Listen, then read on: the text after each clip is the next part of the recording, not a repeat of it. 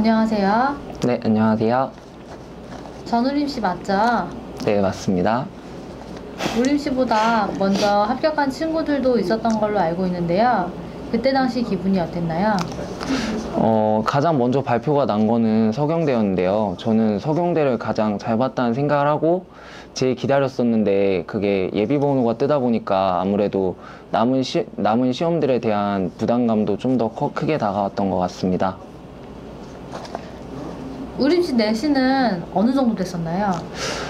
저는 김태진 적성학원에 오기 전까지는 제 내신이 5인 줄 알고 있었는데요. 와서 내신 산출을 하다 보니까 거의 6에 가까운 5.96이라는 내신이라는 것을 제가 알고 스스로 많이 좀 좌절했었습니다. 적성을 어떻게 시작하게 됐죠? 저는 사실 안양대 전자공학과에 다니던 학생이었는데요.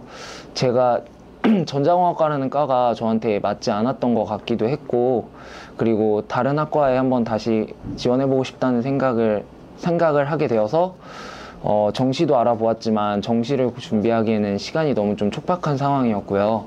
그러다 보니까 내신이 낮은 저로서는 적성이란 전형이 눈에 띄더라고요. 그래서 인지도도 높고 거리도 저한테 좀 가까웠었던 김태진 적성학원에 그렇게 해서 등록하게 되었습니다. 그만큼 공부를 할 수 있는 시간이 많지 않았던 걸로 알고 있어요. 그만큼 걱정도 많았을 거고요. 짧은 기간 공부를 하면서 불안하진 않았나요?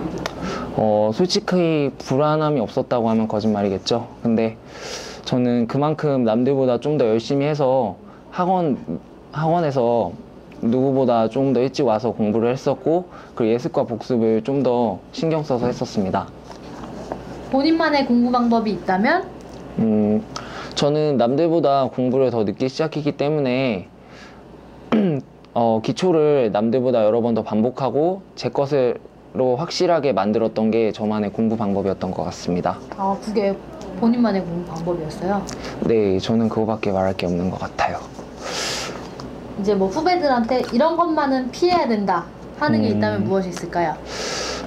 저는 가장 먼저 핸드폰을 꽂고 싶은데요. 핸드폰이 옆에 있다 보면은 공부에 첫 번째 집중이 되지 않고요. 두 번째로는 공부를 해도 그 핸드폰에 대한 기억이 더 강해서 그게 남지가 않더라고요. 그래서 전 핸드폰만은 꼭 피해야 한다고 생각을 합니다. 마지막으로 적성을 준비하는 후배들에게 해주고 싶은 이야기가 있다면?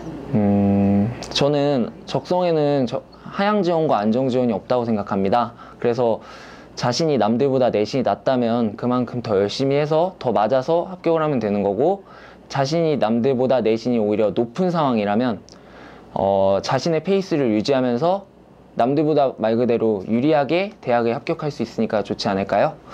그리고 두 번째는 학원에서 항상 매 시험을 보면은 그 시험 점수가 나오는데요.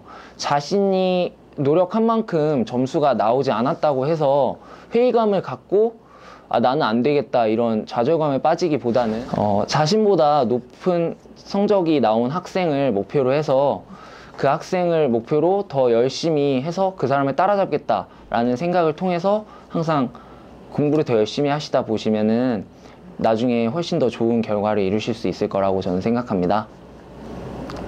2016 적성고사 화이팅!